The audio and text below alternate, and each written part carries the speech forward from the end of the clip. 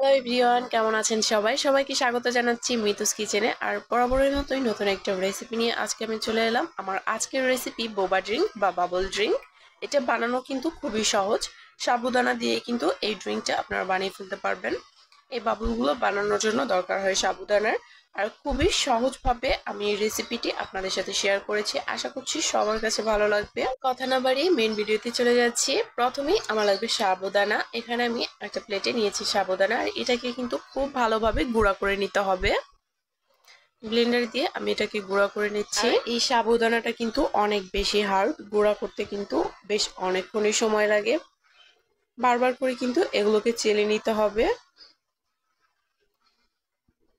বারবার করে চেলে নিব, আবার ব্লেন্ডার দিয়ে ব্লেন্ড করে নিব। এইভাবে কিন্তু এই গুঁড়াটা আমি করে নিয়েছি।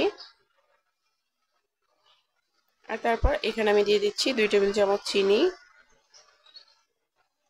আর দিয়ে দিব এখানে কোকো পাউডার। প্রায় 3-4 চামচের মতো কোকো পাউডার দিয়েছি। এখানে কোকো পাউডারের পরিবর্তে ব্রাউন সুগারটাও দিতে পারবে। সেই ক্ষেত্রে ব্রাউন সুগারটার পরিমাণটা একটু বেশি দিতে হবে। আর তারপর এখানে আমি অল্প অল্প করে গরম জল অ্যাড করব। আমার এখানে প্রায় 4 চামচের মতো গরম জল লেগেছে। গরম জলটা কিন্তু একটু বুঝে শুনে দিতে হবে।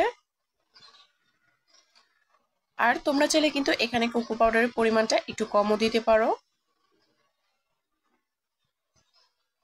যতক্ষণ পর্যন্ত না একটা স্টিকি ডো তৈরি হচ্ছে ততক্ষণ পর্যন্ত কিন্তু এখানে গরম জলটা অ্যাড করতে হবে। আর হ্যাঁ, এখানে সাবুদানার পরিবর্তে তোমরা যদি সাবু গুঁড়াটা কিনে আনতে পারো তাহলে কিন্তু অনেক ভালো হয়। কারণ এই সাবুদানাটা গুঁড়া করা কিন্তু অনেক বেশি কষ্টের। ব্লেন্ডারেও কিন্তু এটা গুঁড়া হতে চায় না পুরোপুরিভাবে। দেখতেই পাচ্ছ হালকা কিন্তু একটা সাদা সাদা কালার রয়ে গেছে। এটা কিন্তু সাবুদানা কুচির সেই সাদা সাদা কালার। যাই হোক, ডোটাকে কিন্তু আমি খুব ভালোভাবে স্টিকি করে নিয়েছি। আর তারপর এখান থেকে আমি 3টা ভাগে ভাগ করে নিলাম। এখন এটাকে বোর্ডের মধ্যে নিয়ে হাত দিয়ে একটু রোল করে নিচ্ছি। আর তারপর একটা স্ক্র্যাপারের সাহায্যে কাট করে নিচ্ছি যেন বলগুলোর সাইজ একটু সমান হয়। এই তো এখান থেকে এখন বলগুলো তৈরি করে নিতে হবে। সবগুলো বলই আমি তৈরি করে নিয়েছি। এখন এই বলগুলোকে সিদ্ধ করে নিতে হবে। আর সিদ্ধ করে নেওয়ার আগে আমি এগুলোর ওপর দিয়ে ময়দা ছড়িয়ে দিচ্ছি যেন একটার সাথে আরেকটা লেগে না যায়।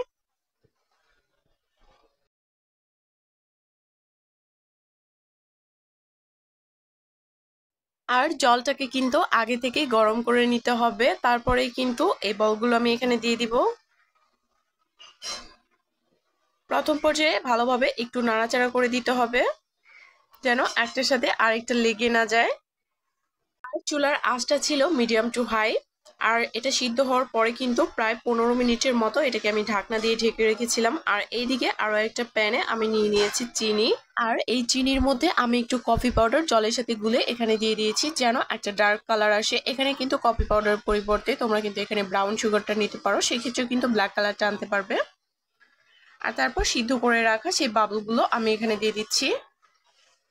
এই শিরার মধ্যে দিয়ে কিন্তু এটাকে একটু জাল করে নিতে হবে।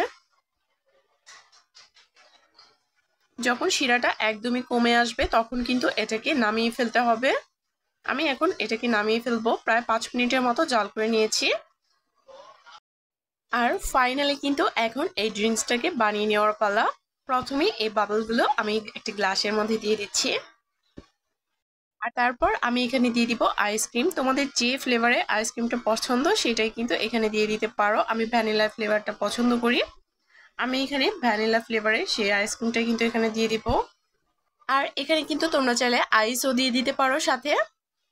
আর আমি এখানে দিয়ে দিব ঠান্ডা লিকুইড দুধ। আমি আগে থেকে দুধটাকে জাল করে ঠান্ডা করে নিয়েছিলাম, সেই দুধটাই কিন্তু এখানে দিয়ে দিচ্ছি।